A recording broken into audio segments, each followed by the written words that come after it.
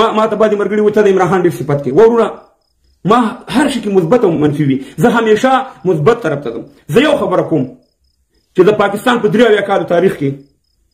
د پاکستان 83 کال په تاریخ کې د عمران خان ولې سړی نه زه د دې ته ثبوت یم که ما خبره غلطي تاسو وایئ پرونه پورې چې ما به پاکستان ته غلام ویلي ما به پاکستان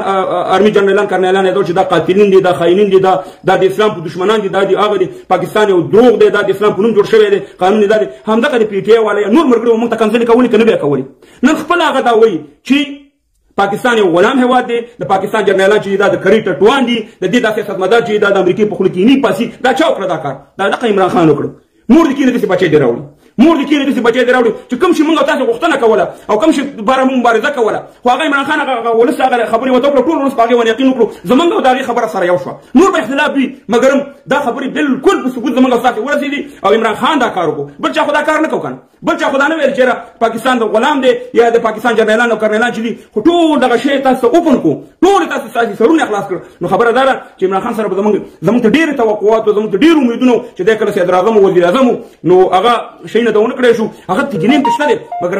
ښه کارونه یې ستایو چې یاره واقعي داسې کار یې وکړو د پاکستان په تاریخ کې چې د ټولو دنیا ته د پاکستان دا مخ کاره کړو د دې جرنیلانو دهشتګرو تروریستانو دغه د اسلام دشمنانو دغه مخې ټولې دنیا ته وښودو د پنجابي او د شهباز شریف او دغه بل چې شی د آرمي چیف چې دی دغه اوس د باجوار دهشتګرد دی د دغه مخې ټولې دنیا ته وښودو چې دا واقعي او دهشتګرد دی دا واقعي دغه جنرالان کرنیلان چې دي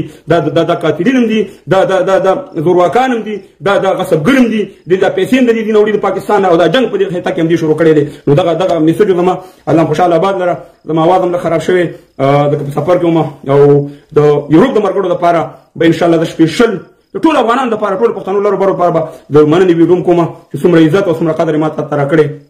ډېر زیات